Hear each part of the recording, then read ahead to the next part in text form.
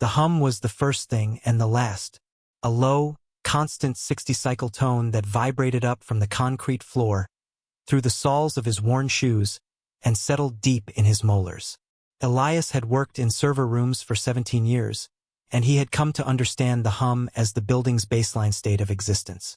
It was the sound of stored memory, of dormant processes waiting for a command. He logged the terminal diagnostics for the third time. The result was the same. Rack 7B, Sector Gamma, returned a persistent write error. Still looped. There was one extra login attempt on the sector's access history. Timestamp 2:47. The entry was anomalous, not because of the time automated maintenance scripts ran at all hours, but because it lacked a source address. It was a ghost call, a query from nowhere. He made a note on the digital work ticket, his stylus making a soft, dry scratching sound against the screen. Rack 7B, U34 through U41. Non-responsive to deletion protocol.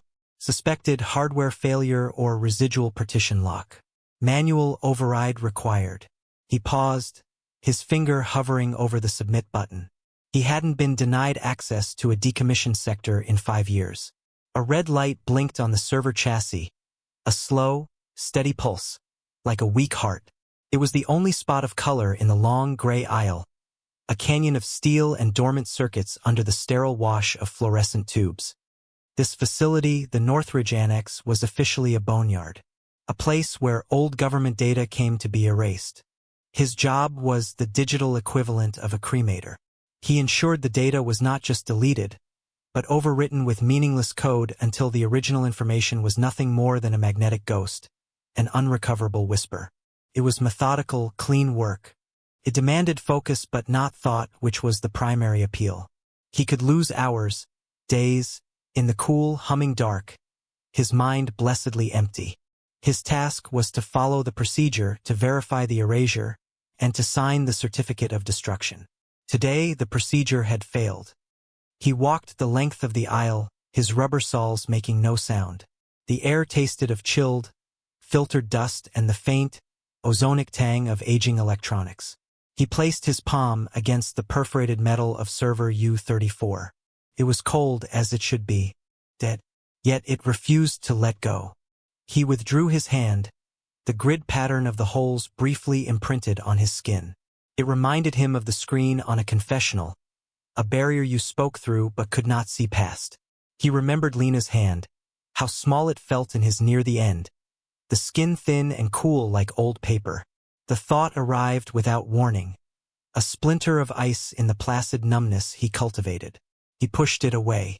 The grief was a private, contained thing, a system he managed with the same meticulous care he applied to his work.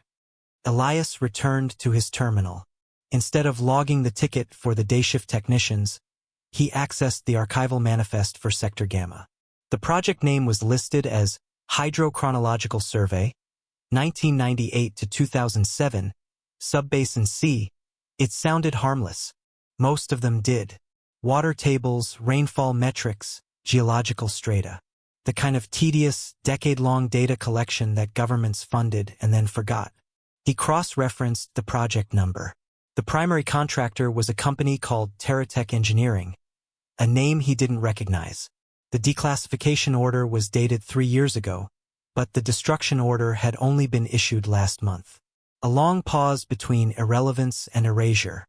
He leaned closer to the screen, the low light reflecting off his glasses.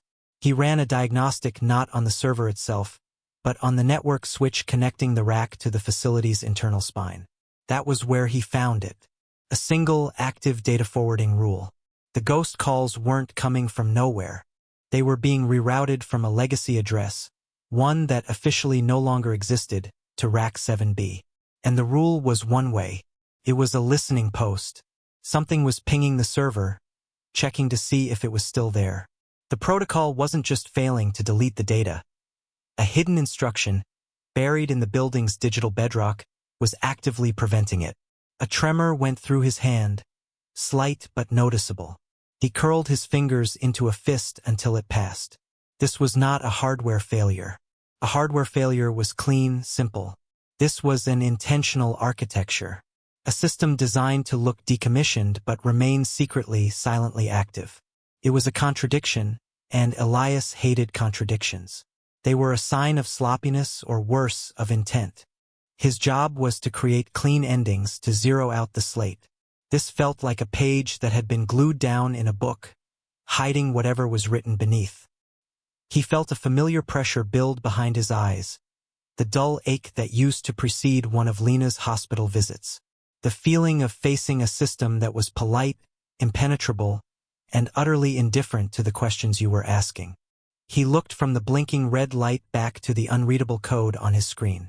For the first time in a long time, the quiet of the server room felt less like peace and more like a held breath. He pulled a chair over, its legs dragging with a soft, grating sound across the concrete. He did not log the ticket. He opened a new command window. The second section continues Elias's investigation. He has moved from noticing an anomaly to actively pursuing it, crossing a small but significant boundary. The hum of the servers remains a constant, but its meaning shifts from a sound of peace to one of latent tension. He spends his nights in the cold, artificial light of the facility, a place that mirrors his own emotional state. His movements are deliberate, masking a growing obsession. He uses his knowledge of the system not to destroy data, but to excavate it. He began with the water, the hydrochronological survey. He used a low-level access key to pull the original project charter, a dry, 200-page document filled with bureaucratic language and scientific jargon. He scrolled past the budget appendices and the personnel charts, searching for geographical markers. Subbasin C corresponded to the watershed around the town of Oakhaven, a small, unincorporated community about 30 miles north of the annex. He remembered driving through it once with Lena, on their way to a state park. She had commented on the rust-colored creek that ran alongside the main road, how it stained the rocks a permanent, angry orange. A mineral deposit, the sign had said. He started downloading the fragments of data he could access from Rack 7B. The process was painfully slow, throttled by the hidden rule on the switch. Felt like sipping water through a coffee stirrer. The files were corrupted, incomplete, but they weren't just water table measurements. He found partial chemical analysis reports, lists of compounds with long, unpronounceable names. He also found a parallel set of files, anonymized public health data for Oakhaven, asthma rates in children, incidences of specific autoimmune disorders, miscarriage statistics. The two sets of data were not formally linked, stored in separate, mislabeled directories, but their timestamps aligned perfectly. For every spike in certain chemical readings in the water survey, there was a corresponding delayed spike in a local health crisis a year or two later. The air in the subbasement grew colder. He started printing the correlated data points. The departmental printer whirred softly in the empty office upstairs, spitting out pages one by one. He'd retrieve them in the pre-dawn quiet, when the only other person in the building was the security guard watching a flickering television in the lobby. The guard, a heavy man named George, would just nod at him. Elias was the ghost of the day shift, a known and therefore ignorable presence. The printed sheets felt cool and solid in his hands, a stark contrast to the ethereal data on the screen. He folded them carefully and placed them in an old leather briefcase that had sat in the back of his closet for 4 years. It had been Lena's. It still smelled faintly of her perfume and the mints she always carried. He had not been able to bring himself to open it until now. The act of placing the files inside felt both like a profanation and a necessity. He worked with a quiet, consuming focus. During the day, he performed his regular duties on other sectors, erasing financial records from the 90s, decommissioning logistical databases from defunct military projects. He was a model employee, efficient and silent. But his mind was in Sector Gamma. His thoughts circled the fragmented charts, the sterile columns of numbers that hinted at a narrative of profound violence. The work became a compulsion, a way to channel the free-floating grief that had shadowed him for years. Lena's illness had been swift, inexplicable, a rare form of leukemia. The doctors had been kind, sympathetic, but their explanations were full of passive phrases and statistical probabilities. It was terribly unfortunate, medically complex. No known cause. He had accepted it then, because he had to. He had collapsed into a state of managed sorrow, his world shrinking to the size of his small apartment and the ordered, logical universe of his job. Now, the walls of that universe were cracking. One night, he found a reference to a subproject, buried in the metadata of a corrupted image file. The project was codenamed Riverbend. It wasn't on any official manifest he could access. He ran a search for the term across the entire NX archive. The query returned a single result: an access log for a physical file repository in sublevel 4. The files had been transferred to digital storage to Rack 7B in 2007, and the originals marked for incineration. But the log showed the incineration order had never been countersigned. The final authorization was missing. He checked the date. It was correct. A loose thread. Procedure not followed. The kind of small human error that a system built on procedure should have caught. Unless it wasn't an error. He stood up from his terminal. The hum of the servers seemed to drop in pitch, a low, menacing growl. Sublevel 4 was not part of his work area. His keycard would not grant him access. He looked at the clock on the wall. 3:12. The building was asleep. He walked out of the server room, the cool air of the hallway feeling thick on his skin. He headed towards the stairwell, his footsteps suddenly loud in the immense silence. He was going to a place he wasn't supposed to be, guided by the ghost of a file. The briefcase felt heavy in his hand, weighted with more than just paper. The door to sublevel 4 was heavy steel, painted the same institutional gray as everything else in the annex. The card reader beside it was an older model. Elias held his badge up to it. As expected, the light flashed red and a soft, negative buzz sounded in the quiet hallway. Access denied. He hadn't expected it to work, but the finality of the denial was still a setback. It was a solid wall, a declaration from the system. You do not belong here. He stood for a moment, listening. The only sound was the distant drone of the air handlers. He retraced his steps to the security office on the ground floor. George was asleep, his head tilted back, his mouth open. The small television played a fishing show on low volume. On a hook behind the desk hung a ring of physical keys. They were mostly for utility closets, maintenance shafts, old-fashioned padlocks. Among them, however, was a set of master override keys, their heads stamped with codes Elias recognized from architectural schematics he'd consulted earlier. One was labeled SL-ALL-M sublevel all, manual, a skeleton key. Taking it would be a clear transgression, a line crossed from quiet investigation to active infiltration. It was the kind of risk that could and should get him fired. His hand trembled slightly as he reached over the counter. The keys were cool and heavy. He paused, his fingers brushing against the cold metal, his breath held. He thought of the neatly folded printouts in Lena's briefcase. The columns of numbers, the silent correlation of poison and pain. He lifted the ring from the hook. The soft clink of the keys against each other was terrifyingly loud. George stirred, mumbling in his sleep, but did not wake. Elias slipped the ring into his pocket and walked away, his heart hammering against his ribs. The pressure behind his eyes was sharp now, a focus point of pain. The manual lock on the sublevel 4 door was stiff from disuse. He had to put his shoulder into it to turn the key. The latch released with a deep, percussive clunk that echoed in the stairwell. He slipped inside, pulling the heavy door closed behind him. It sealed with a sigh of compressed air, and he was plunged into darkness and a different quality of silence. The air was stale, thick with the smell of old paper and decaying glue. He fumbled for the light switch, a heavy industrial toggle. The fluorescent lights flickered on reluctantly, one by one, revealing a space unlike the rest of the annex. This was not a server room. It was a tomb for paper. Rows upon rows of gray metal shelves stretched into the gloom, packed tight with cardboard document boxes. Each box was labeled with a faded, typewritten tag. He walked down an aisle, his footsteps muffled by the layer of fine dust on the concrete floor. The sheer volume of it was overwhelming. Decades of forgotten work, of reports read and filed, of decisions made and buried. He found the section for Terratech engineering, and within it, a series of boxes labeled Riverbend. They were supposed to have been incinerated. He pulled one down. It was heavier than he expected. He lifted the lid. Inside were not reports or charts, but stacks of legal documents. Waivers. Non-disclosure agreements. Settlement contracts. Each one was for a resident of Oakhaven. He opened a folder at random.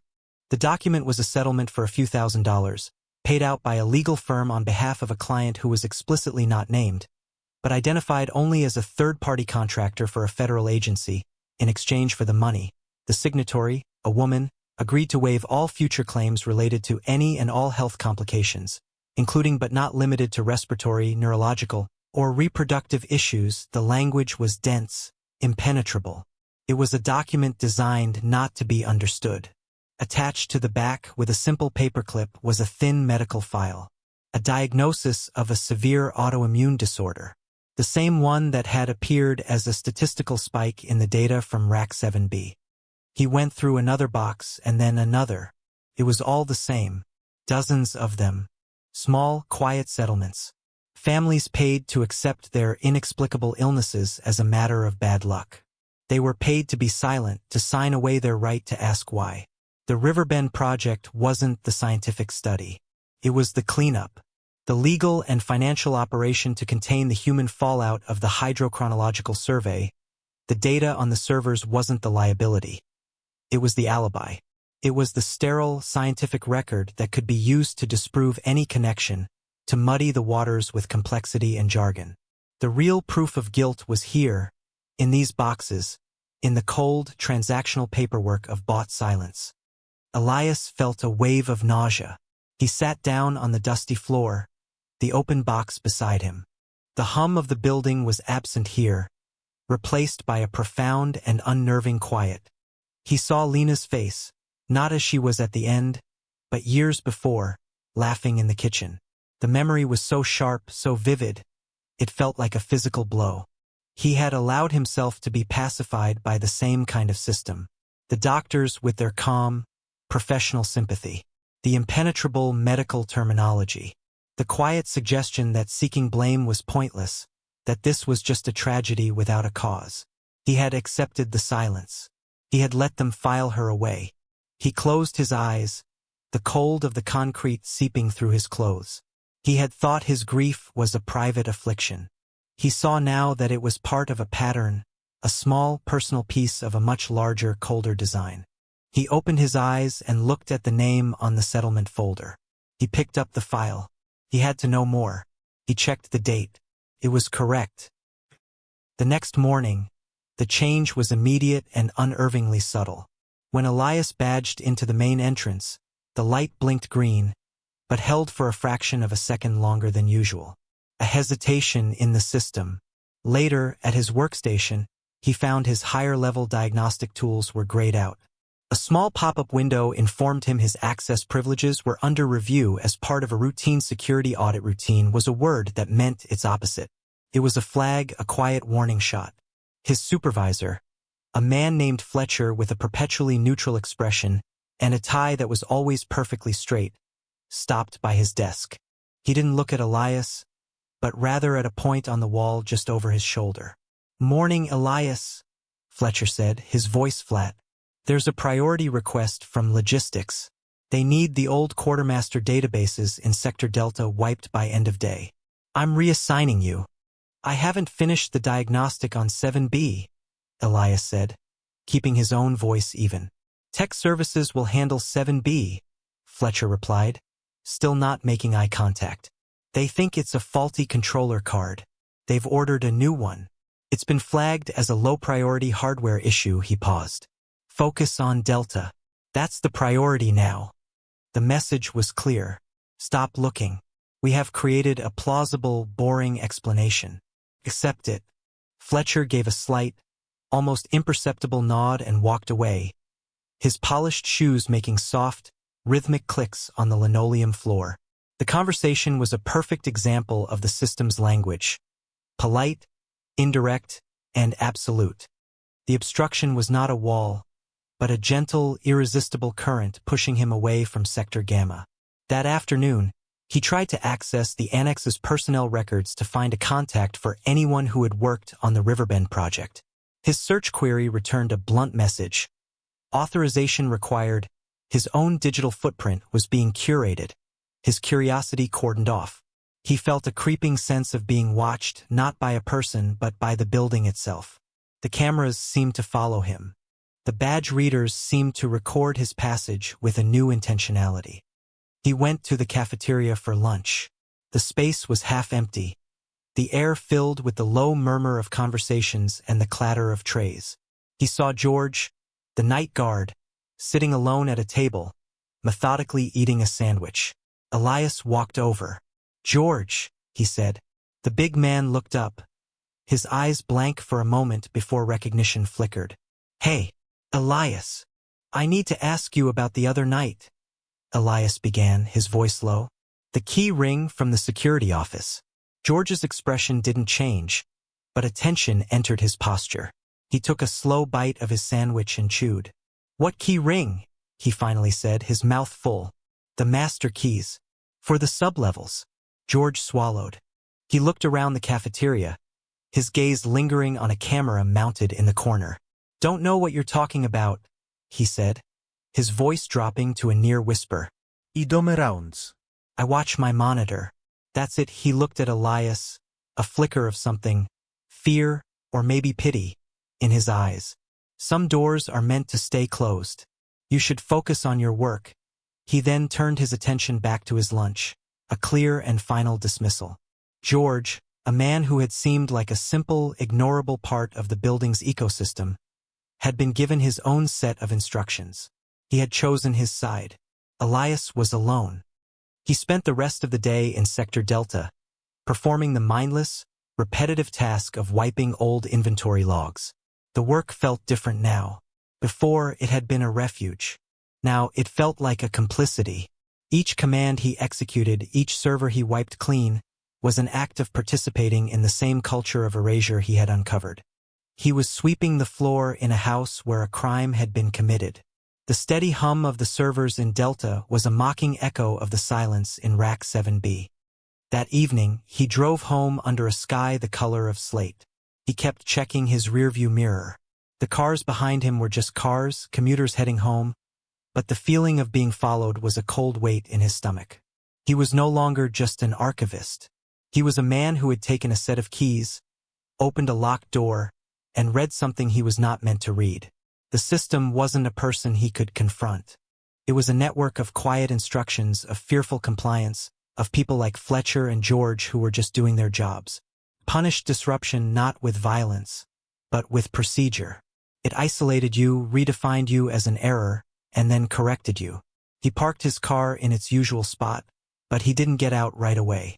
He sat in the silence, the engine ticking as it cooled. He could stop.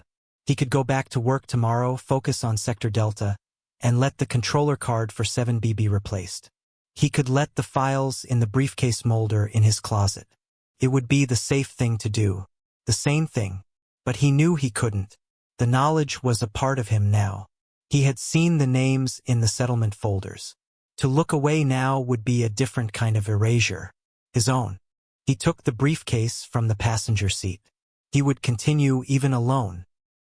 The doubt began as a low hum, an internal echo of the server rooms. It crept in during the quiet hours after midnight, in the sterile silence of his apartment. He would sit with the printed files and the photocopied settlement agreements spread across his small dining table, the single overhead light casting sharp shadows. He would trace the lines on the charts with his finger, cross-referencing names and dates until the words blurred together. Was he seeing a genuine conspiracy or simply constructing one from his own grief? The system was vast and impersonal. Perhaps this was just what it looked like up close. A series of disconnected, bureaucratic blunders, unfortunate coincidences, and legal ass-covering that looked like a plot only to a man desperate to find one. His memory of Lena became a source of torment. He replayed their last year together, searching for clues he had missed. Had her fatigue been something more than the illness? Had she mentioned the water? The air? He remembered her filling a glass from the tap, her back to him, the water running for a long time. Was that a memory or a fabrication? His mind retroactively inserting significance where there was none? The grief was no longer a managed, contained thing. It was a lens that distorted everything he saw. He started to distrust his own motives. Was he seeking justice for the people of Oakhaven, or was he trying to retroactively save his wife? Was this investigation an act of courage or a selfish, desperate attempt to give a name to the random cruelty of biology? He started sleeping less. The pressure behind his eyes became a constant, throbbing presence. He would wake up from thin, anxious dreams with a phrase from a legal document on his lips. Waive all future claims. The words echoed the platitudes from the doctors, the neat packaging of a tragedy into a manageable narrative. He felt a profound sense of internal fracture, as if his mind were splitting into two entities. One was the meticulous, logical archivist, demanding concrete proof, skeptical of an overarching design. The other was the grieving husband, fueled by a raw and undeniable certainty that the patterns were real, that there was a monstrous logic connecting the polluted creek in Oakhaven to the cool, sterile room where Lena had died. One evening, he drove out to Oakhaven. He didn't have a plan. He just needed to see the place, to connect the data points to a physical reality.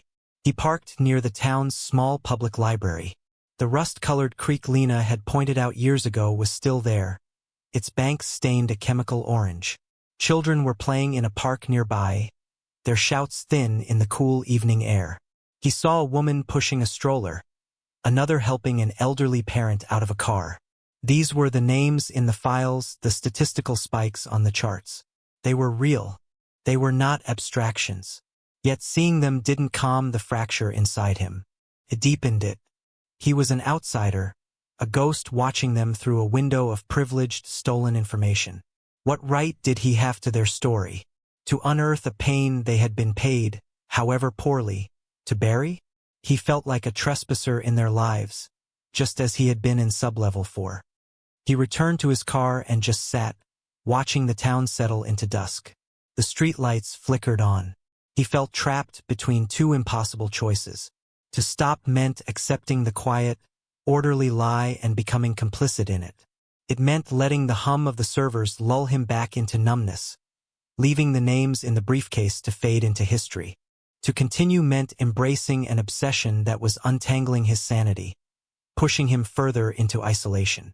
It meant fighting a faceless system that had already begun to quietly and efficiently erase him from its own memory. He started the car. The engine turning over felt like a decision. He didn't know where he was going, but he knew he couldn't stay here, caught in the twilight between knowing and acting. He pulled the leather briefcase onto his lap. Felt solid, real. He had to find someone else who knew, someone who had been on the inside. He thought of the personnel lists he'd scanned before his access was cut. A name came back to him. Anya Sharma. She had been a project manager at Terratech. According to the annex records, she now worked in compliance at the Department of Federal Archives. She was part of the system, but she had also been there at the beginning. He had to find her. Finding Anya Sharma was easier than he expected. She was listed in the public directory of the Department of Federal Archives, a name and a title, Senior Compliance Officer. She was embedded in the heart of the machine. Getting her to speak with him was another matter. His first 2 emails, sent from an anonymous account, went unanswered. The third was blunter. It contained only a subject line, Riverbend Project, and a single sentence in the body. I have the physical files from Sublevel 4. He received a reply within the hour. Café Benet, 6 p.m. tomorrow. Alone. The cafe was a sterile, generic place in the lobby of a downtown federal building. Glass walls, brushed steel tables, the low hiss of an espresso machine. It was a neutral space, designed for conversations that were not meant to be overheard. Elias arrived early and chose a small table in the corner, his back to the wall. He placed the briefcase on the floor beside him. He felt a controlled, cold anxiety, a feeling he recognized from waiting for doctors to deliver test results. Anya arrived exactly at 6. She was tall, with dark hair pulled back in a severe bun. She wore a perfectly tailored gray suit, the uniform of a senior bureaucrat. Her face was composed, unreadable. She moved with an efficiency that suggested she wasted no motion, no time. She did not order anything, but sat down opposite him, placing her own thin, black portfolio on the table. "You're Elias Thorne," she said. It wasn't a question. "Data decommissioning at the Northridge Annex. Your contract is under review for security protocol violations." The system had already briefed her. "You're Anya Sharma," he replied, his voice quiet. "You were the project lead for Terratech on the hydrochronological survey." Her expression didn't flicker. "That was a long time ago. A different job." She leaned forward slightly, her voice dropping.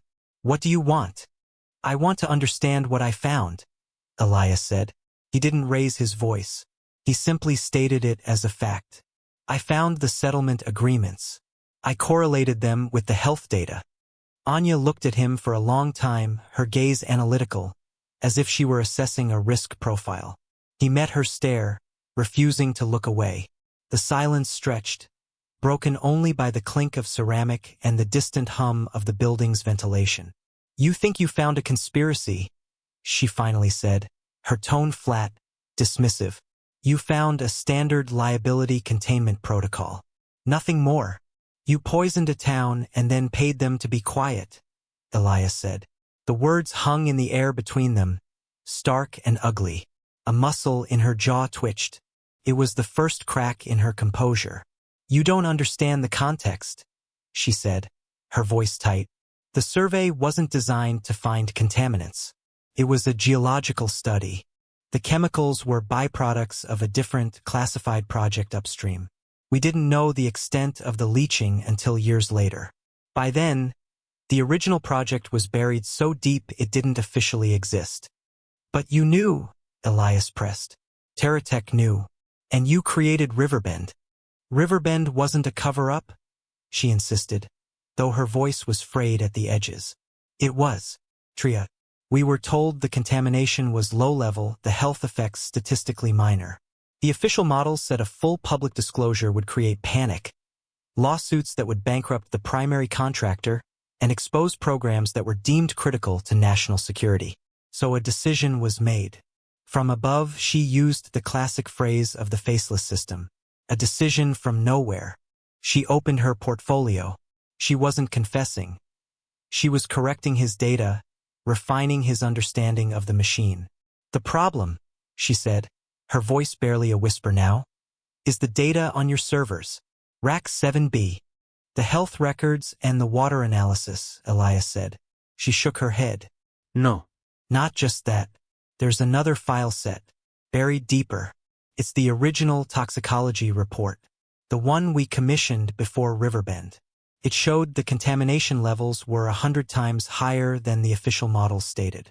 It projected the long-term health consequences with terrifying accuracy." Elias felt a cold shock. The files he'd found were just the public-facing lie.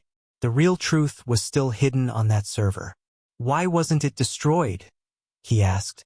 "Because it's a shield," Anya said, looking not at him but at her own hands, resting on the black portfolio. "If someone from Oakhaven ever sued, and through some miracle got past the settlements, the department could produce the official low-level data you found. But if an insider ever tried to blow the whistle, the department needed the real report to blackmail them into silence. Proves knowledge. Proves intent. It implicates everyone. Me included." She looked up at him, and for the first time, he saw not a cold bureaucrat, but a person who had been living inside a cage for 15 years. "They're not trying to erase the data in Rack 7B, she said, her voice thin with a desperate clarity. "They're trying to preserve it. Forever. Your job, Mr. Thorne, is to fix the hardware so their ghost archive remains perfectly, secretly intact. You're not the cremator. You're the groundskeeper for their cemetery." She stood up then, her movements sharp and decisive again. "You have walked into a room you cannot walk out of. They know you have the paper files. They will be watching you. Forget what you have found. Let them replace the controller card. It is the only way you survive this." She turned and walked away without another word, leaving Elias alone at the table. The hum of the building seemed louder now, the sound of a vast, patient machine waiting for him to do his job. He looked at the briefcase at his feet. Contained a lie. The real truth was still locked away, and he was the one being sent to fix the lock. The two of them had parted, each changed by the brief, partial confession, but the core problem remained, now heavier and more dangerous than before. The choice crystallized in the humming silence of Rack 7B. He stood before the server chassis, the new controller card in his hand.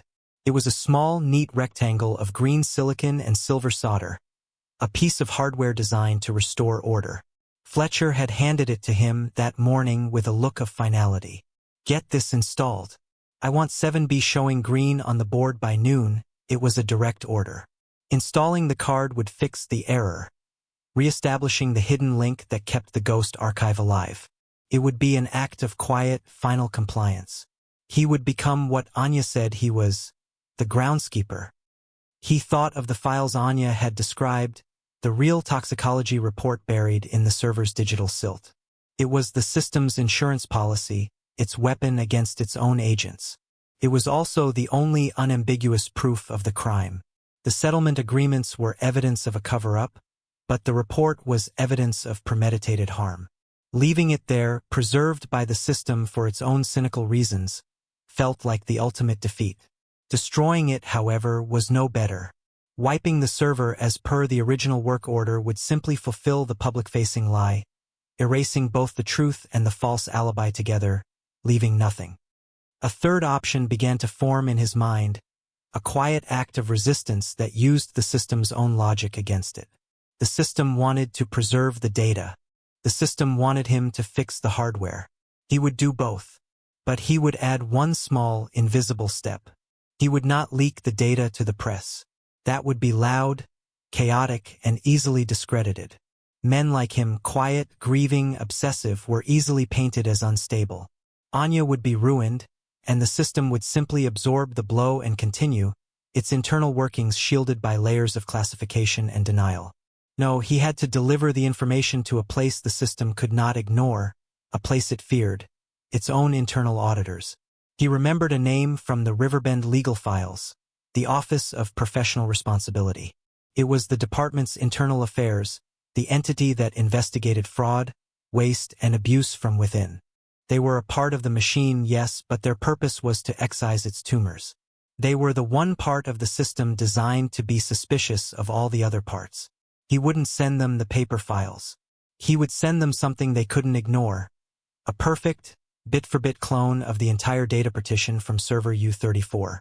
Not just the damning report, but everything. The raw survey data, the health statistics, the early drafts of the settlement agreements, and the hidden toxicology report. He would give them the whole crime packaged as a single, uncorrupted dataset. The decision made, a strange calm settled over him. The internal fracture healed, not with peace, but with purpose. He was no longer a man adrift in his grief, but an agent with a mission. He spent the next 2 hours bypassing the throttled network switch, physically connecting his diagnostic terminal directly to the server's backplane. He used a low-level command he hadn't needed in a decade, a master key from his early days as a systems architect, to initiate a direct drive clone. The process was slow, the progress bar on his screen creeping forward pixel by pixel. The hum of the rack seemed to hold its breath. Every passing footstep in the corridor outside felt like a threat.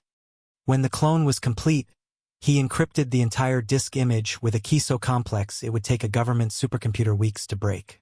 He transferred the encrypted file to a small, unmarked solid-state drive, the kind you could buy in any electronics store. It was anonymous, untraceable. He then reconnected the server to the network switch. He took the new controller card Fletcher had given him and installed it. The blinking red light on the chassis turned a steady, healthy green. He ran the diagnostic from his main terminal. Rack 7B, Sector Gamma, now reported all systems nominal. The error was gone. He had done his job. He walked back to his desk and updated the ticket. Hardware replaced. System functioning within normal parameters. He submitted it. A moment later, Fletcher walked by, glanced at the system board on the wall where 7B was now green, and gave Elias a short, sharp nod of approval. Nothing had changed. The world continued as if he had done nothing but follow orders. But in his pocket, the small, cool weight of the solid-state drive was a silent promise. He had the truth. Now he had to deliver it. He didn't feel triumph, only the heavy burden of the final, necessary step. He had made his decision without guarantees. He had acted. The consequences were yet to come. The aftermath was a study in silence. The days that followed his decision were indistinguishable from the ones that had preceded it. He arrived at the annex, badged in, and went about his duties. He wiped servers in Sector Epsilon, then Foxtrot. He answered Fletcher's blandly polite emails. He drank the bad coffee from the break room.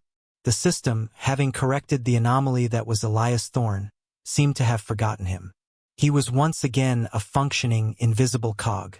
The green light on rack 7B was a constant, mocking reminder of the secret it now held more securely than ever.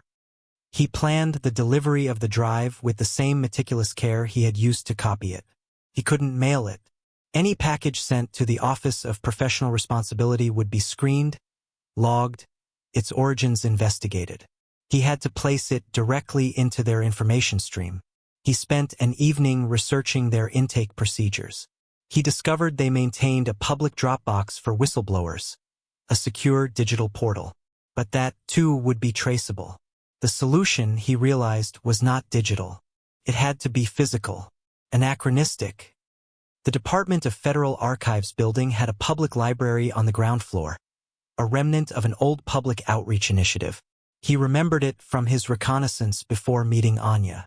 The library still used a dumbwaiter system to send books and documents up to the departmental offices on the floors above. It was an old, forgotten piece of infrastructure, rarely used.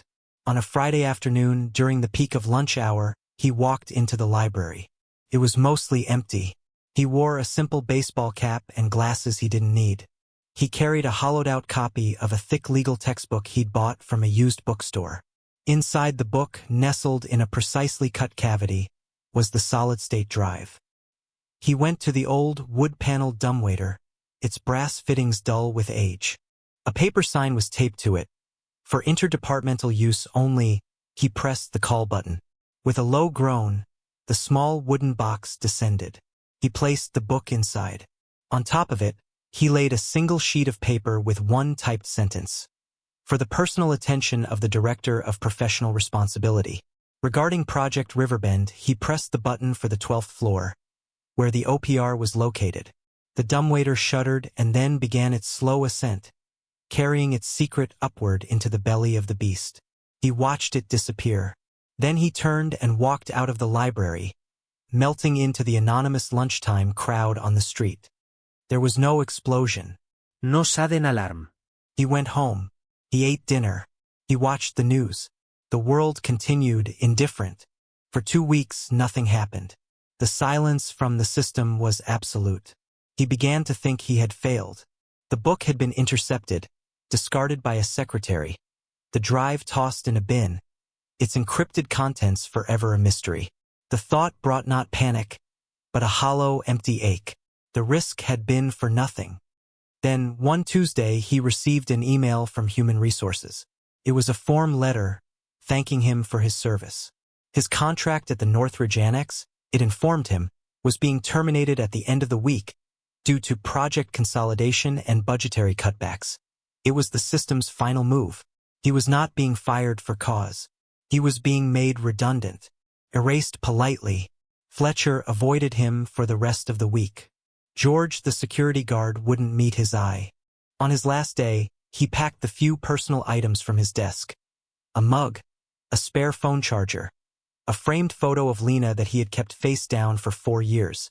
He turned it over and looked at her smile. He put it in the box with his other things.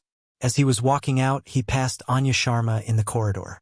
She was walking with 2 men in dark suits he didn't recognize. She looked straight at him, her face a perfect, unreadable mask, and for a fraction of a second, She gave a tiny, almost imperceptible nod. It wasn't forgiveness. It wasn't approval. It was acknowledgement. A signal passed between two people who shared a secret. Then she was gone. The hum of the servers faded behind him as the main doors slid shut. The world outside was gray and overcast, the air heavy with the promise of rain. But something had shifted. The exit was quiet. He didn't slam the door on his way out of the annex. He simply badged out for the final time, the gate sliding shut behind him with a soft, definitive click. The box of his personal effects felt light in his hands. It contained the sum of 4 years of his life, a period of managed numbness that now felt like it belonged to someone else. He drove away from the facility without looking back. The sprawling, gray complex disappeared in his rearview mirror, becoming just another anonymous building on the edge of town. His apartment felt different, too. It was no longer a refuge, but a temporary shelter that had outlived its purpose. For years, it had been a place to contain his grief, the 4 walls a boundary for his sorrow. Now it just felt empty. He began to pack. He was methodical, unsentimental. He threw out old clothes, junk mail, the detritus of a life lived on pause. He folded his work uniforms and put them in a donation bag. He kept the books, the photo of Lena, and the old leather briefcase. He didn't know where he was going, only that he couldn't stay. To stay would be to wait for the system to remember him, to tie up the last loose end. He worked through the night, the only sounds the rustle of packing paper and the drag of cardboard boxes across the floor. The silence was different from the humming silence of the server rooms. It was a real silence, empty and vast. In it, he could finally hear his own thoughts clearly. The grief for Lena was still there, a foundational part of him. But it had changed shape. It was no longer a crushing weight that held him down. It was a compass. The investigation, the discovery, the final, quiet act of resistance. None of it would bring her back. He knew that. But it had allowed him to reclaim his own agency, to stop being a passive victim of a story written by others. He had given her death, and the quiet suffering of the people in Oakhaven, a meaning beyond random tragedy. He had made it an injustice, and an injustice was something you could fight. By dawn, the apartment was bare. Boxes were stacked neatly against one wall. He stood in the middle of the living room, the space feeling larger, unfamiliar. He took the leather briefcase and opened it. The photocopied settlement agreements and printed data charts were still inside. He had considered destroying them, but he realized he couldn't. They were his personal record, the physical proof of his journey. They were a reminder that the truth often exists in dusty boxes and forgotten files, waiting for someone to look. He closed the briefcase. Felt like his now, not just hers. He made a final call to a moving company, arranging for his things to be put into long-term storage. He left no forwarding address. He was becoming a ghost, but of his own volition. He was choosing erasure as a form of freedom. He took one last look around the apartment, at the pale rectangles on the walls where pictures used to hang. He thought of Anya's nod, a small, fleeting signal in a sea of institutional gray. It was not victory. It was not justice. It was something smaller and perhaps more durable, a shared understanding. A recognition that a small act of defiance had been registered by the machine. Alone, but aware, he picked up the briefcase and his single suitcase. The key to the apartment felt strange in his hand, a piece of metal that no longer belonged to him.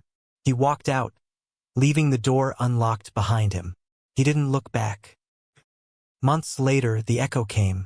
Elias was in a different city, a place of rain and muted grays that suited his desire for anonymity. He was working a simple contract job, updating the inventory software for a regional shipping company. The work was straightforward, the systems uncomplicated. It required no clearance, no access to secrets. The low hum of the office servers was a pale imitation of the deep, resonant thrum of the annex, a sound he now associated with a life he had dismantled. He kept to himself. His colleagues knew him as a quiet, efficient worker who never stayed for after-work drinks. One afternoon, while running a routine software update, he was scrolling through a national news aggregator, a habit he had picked up. He wasn't looking for anything in particular. But his eyes caught on a small headline, buried deep in the section for government and administrative news. It was barely a paragraph long, dry and bureaucratic in its language. Oversight Office initiates review of historical environmental data. The article was short on specifics. It mentioned that the Department of Federal Archives Office of Professional Responsibility had launched a comprehensive administrative review into a defunct geological survey program from the late 1990s, codenamed Project Riverbend. The review was prompted by the discovery of significant archival inconsistencies and conflicting data sets found during a recent internal audit. The language was sterile, evasive. There was no mention of contamination, of illness, of settlements. There was no mention of TerraTech Engineering or the town of Oakhaven. To the wider world, the story was meaningless, a piece of insider jargon. But Elias understood every word. Archival inconsistencies, conflicting data sets. They had opened the book. They had decrypted the drive. The system was being forced to investigate itself. This was not a headline that would shock the world. There would be no public outcry, no dramatic congressional hearings. The system would not admit fault in a loud voice. It would do what it always does. It would conduct a quiet, internal process. It would produce a 1,000-page report, full of passive verbs and recommendations for new procedural safeguards. Culpable individuals would be allowed to quietly retire. Liability would be contained. It was not justice. It was not a victory. It was merely a consequence. A file had been reopened. A silence had been broken by an official murmur. A truth that had been deliberately buried was now officially under review. It was a start. It was the only kind of outcome his quiet act of resistance could ever have achieved. An echo in the machine. He closed the news window. The progress bar on the software update was complete. He logged out of the terminal. Outside the office window, the city was settling into a damp, gray dusk. The streetlights cast a thin, watery glow on the wet pavement. For the first time in a long time, the pressure behind his eyes was gone. The grief for Lena remained, a quiet, steady ache, but it was no longer a source of torment. It was a memory, a part of the man who had walked out of a locked room and chosen to act. He put on his jacket and walked out of the building. The air was cool and thin, but he could breathe it. The world kept turning, but a single, infinitesimal gear within it had just shifted course.